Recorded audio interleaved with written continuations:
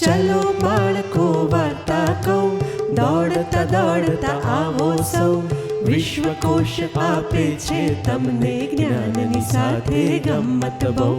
ચલો બાળકો વાર્તા કહું, દોડતા દોડતા આવો સૌ. વિશ્વકોશ આપે છે તમને જ્ઞાનની સાથે ગમ્મત બહુ. બાળ કિશોર કેન્દ્રના સ્વપ્ન ધીરુબેન પટેલના સૌ. બાળ કિશોર કેન્દ્રના સ્વપ્ન ધીરુબેન પટેલના સૌ. ચલો બાળકો વાર્તા કહું, દોડતા દોડતા આવો સૌ. વિશ્વકોશ આપે છે તમને જ્ઞાનની સાથે ગમ્મત બહુ. ગુડ મોર્નિંગ બાળ મિત્રો. આજની વાર્તા છે વાંસળીના જાદુઈ સ્વર. એક ગામમાં ઉંદરોનો બહુ ત્રાસ હતો. ગામની ગલીઓમાં, ઘરોમાં, ખેતરોમાં, દુકાનોમાં બધે બહુ જ બધા ઉંદરો હતા. ગામના લોકો ઉંદરોને ભગાડવાનો બહુ પ્રયત્ન કરતા હતા. યેન કેન પ્રકારે ઉંદરોને ભગાડવા માટેના લોકો બધા પ્રયત્નો કરી ચૂક્યા હતા, પણ બધું વ્યર્થ. એક પણ ઉંદર જતો નહોતો અને ઉંદર ઘટવાને બદલે ઉંદરોની તો વસ્તી વધતી જતી હતી. હવે ગામવાળા લોકો ઉંદરોના ત્રાસથી ત્રાહિમામ પોકારી ઉઠ્યા હતા. એવામાં એક દિવસ આ ગામમાં વાંસળીઓ અને પીપુડીઓ વગાડનારો અને એને વેચવા માટેનો એક માણસ આ ગામમાં આવ્યો. એને ઉંદરોના ત્રાસની ખબર પડી. એને કીધું, ઓહો, ઉંદરો ભગાડવામાં શું મોટી વાત છે, મારે માટે તો એ ડાબા હાથનો ખેલ છે. ગામવાળા કે, હે, એ તો એકદમ આમ એની સામે જોવા જ માંડ્યા કે તું સાચું કહે છે ભાઈ? હા, તમને મારી કમાલની ખબર નથી. હું આ ઉંદરોને જોતામાં ભગાડી શકું એમ છું, પણ તમારે મને એના બદલામાં 5,000 રૂપિયા આપવા પડશે. ગામવાળા તો એકદમ માની ગયા કે હા ભાઈ હા, તું કહે એટલા તને આપીશું, પણ અમને મહેરબાની કરીને આ ઉંદરોના ત્રાસમાંથી બચાય. વાંસળીવાળાએ તો ધીરે રહીને પોતાની મોટી પેટી ખોલી, જેમાં બધી વાંસળીઓ અને પીપુડીઓ હતી. એમાં તેને એક સુંદર નાની વાંસળી બહાર કાઢી અને પોતાના હોઠે લગાડી અને એને તો વાંસળી વગાડવાનું શરૂ કર્યું. અને થોડીક વારમાં તો વાંસળીના જાદુઈ મધુર સ્વરોની અસર ચારે બાજુ આખા વાતાવરણમાં વર્તાવા લાગી. હવે ધીરે ધીરે કરતાં આ વાંસળીના મધુર સ્વર છે લોકોના ઘરોમાં, ખેતરોમાં, ગલીઓમાં પણ સંભળાવા લાગ્યા. અને આ જાદુઈ સ્વરોની અસર થઈ ઉંદરોના કાન ઉપર. ઉંદરોના કાન ઉપર જેવા વાંસળીના મધુર સ્વરો રેલાવા લાગ્યા ને કે એ લોકો તો બધું ભાન ભૂલી અને દોડતા જે વાંસળી વાગતી હતી ને એ દિશામાં આવી અને વાંસળીવાળાની આજુબાજુ ગોળ ફરી વળ્યા અને ત્યાં ઊભા નાચવા લાગ્યા. વાંસળીવાળાએ જોયું કે બધા લગભગ ઉંદરો આવી ગયા છે, એટલે એને ત્યાંથી વાંસળી વગાડતા ચાલવાનું શરૂ કર્યું. ઉંદરો બી એની પાછળ નાચતા પોતાની પૂંછડી હલાવતા એની પાછળ જવા લાગ્યા. આગળ વાંસળીવાળો અને પાછળ ઉંદરોનું આખું સરઘસ. વાંસળીવાળો ધીરે ધીરે કરતાં ગામની બહાર નીકળ્યો અને ગામની દૂર આવેલી નદીમાં જઈ અને એને તો સીધો માર્યો ભૂસકો. અંદરમાં નદીમાં ઝંપલાઈ દીધું.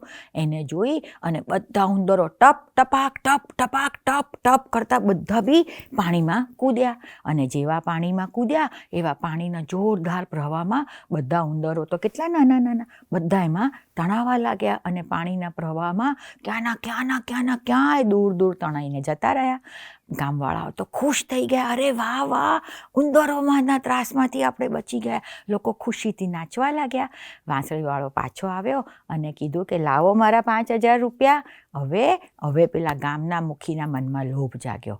એને કીધું કે અરે જા, આટલા કામના તો કંઈ 5,000 રૂપિયા હોતા હશે, લે આ 500 રૂપિયાને અહીંયાથી ચાલતો થા.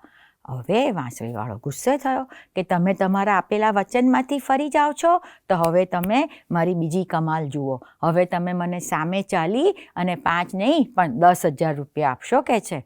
એમ કરીને એને પોતાની પેલી મોટી પેટી ખોલી અને એમાંથી એક સુંદર લાંબી પીપુડી કાઢી અને એને તો પીપુડી હોઠે લગાડી અને પીપુડી પર સ્વરો વગાડવાના શરૂ કર્યા. હવે આ સ્વરોની અસર બી આખા વાતાવરણમાં વર્તાવા લાગી. લોકોના ઘરોમાં, દૂર સુધીની ગલીઓમાં સુરોની અસર બધાને સંભળાતી હતી. હવે આ વખતે આ જાદુઈ સ્વરોની અસર થઈ ગામના નાના મોટા છોકરાઓ પર. છોકરાઓના કાન પર જેવા પીપુડીના સ્વર પડ્યા ને, હવે પીપુડી એટલી સરસ એ તાલમાં વગાડતો હતો ને કે એ તાલ તે ઝૂમતા ઝૂમતા બધા ગામના છોકરાઓ આવી અને પીપુડીવાળાની આસપાસ ગોળ ફરતા એને ફરી વળ્યા અને ત્યાં ઊભા ને ઊભા કૂદકા મારવા લાગ્યા, નાચવા લાગ્યા. જે મન ફાવે એમ બધા પોતાની ધૂનમાં મસ્ત કૂદકા મારીને નાચવા લાગ્યા. કલાક થયો, 1.5 કલાક થયો, પણ છોકરાઓ તો નીચે બેસવાનું નામ ના લે, કોઈ આરામ જ ના કરે. છોકરાઓના પપ્પા મમ્મી જોઈ શકતા હતા કે અમારા છોકરાઓના શ્વાસ હવે ફૂલવા લાગ્યા છે. એ લોકોએ પીપુડીવાળાને કીધું કે ભાઈ તું વગાડવાનું બંધ કર, અમારા છોકરાઓ હમણાં બેહોશ થઈને નીચે ઢળી પડશે, અમારે હોસ્પિટલમાં લઈ જવા પડશે. પણ પીપુડીવાળો કંઈ સાંભળે, એને તો વગાડવાનું ચાલુ રાખ્યું, છોકરાઓએ નાચવાનું ચાલુ રાખ્યું. પછી ગામના મુખીને ખ્યાલ આવી ગયો કે ઓહો, આ તો મેં બહુ મોટી ભૂલ કરી, કારણ કે એનો પોતાનો છોકરો બી આમાં નાચતો હતો, એ તો પરસેવે રેબ જેબ થતો હતો. મુખી આવીને એના પગે પડીને એની માફી માગીને કે મને માફ કર ભાઈ, તું જીત્યો, હું હાર્યો, પણ મહેરબાની કરીને તારી પીપુડી વગાડવાનું બંધ કર, અમારા છોકરાઓ હવે થાકી ગયા છે. અને કે લે આ 10,000 રૂપિયા, પણ મહેરબાની કર પીપુડી વગાડવાનું બંધ કર. પીપુડીવાળો મનમાં ને મનમાં હસ્યો, 10,000 રૂપિયા લઈ અને ધીરે ધીરે કરતા એને પીપુડી વગાડવાની બંધ કરી અને ત્યાંથી ચાલતો થયો. છોકરાઓ બી જેવા પીપુડીના સ્વર સંભળાતા બંધ થયા ને કરીને બધા નીચે ઠપાક કરતા બેસી ગયા. અને કેટલાક લોકો શ્વાસ ફૂલતો હતો, કેટલાક લોકોને આમ નીચે પડી ગયા, પણ થોડીક વખત પછી બધાને કળ વળી એટલે છોકરાઓ ઊભા થઈ અને પોતપોતાના ઘરે પાછા ગયા. પણ એ દિવસથી ગામવાળાઓ કાયમ માટે એમને જિંદગીનો પાઠ શીખી ગયા કે અપ્રામાણિકતા, જુઠ્ઠાણું, લુચ્ચાઈનું ફળ હંમેશા બહુ મોટું ચૂકવવું પડે છે.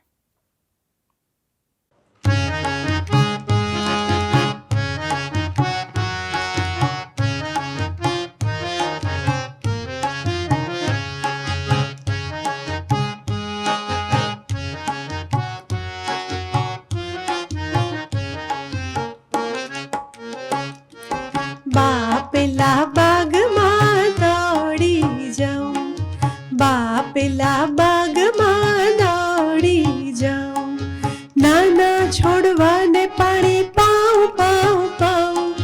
બાપેલા બાગમાં દોડી જાઉં, બાપેલા બાગમાં દોડી જાઉં.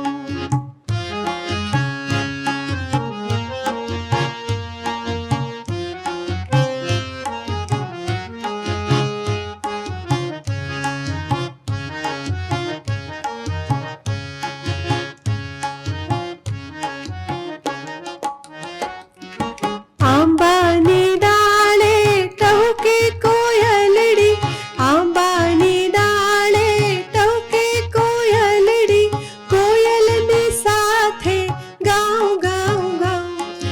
બાપેલા બાગમાં દોડી જાઉં, બાપેલા બાગમાં દોડી જાઉં.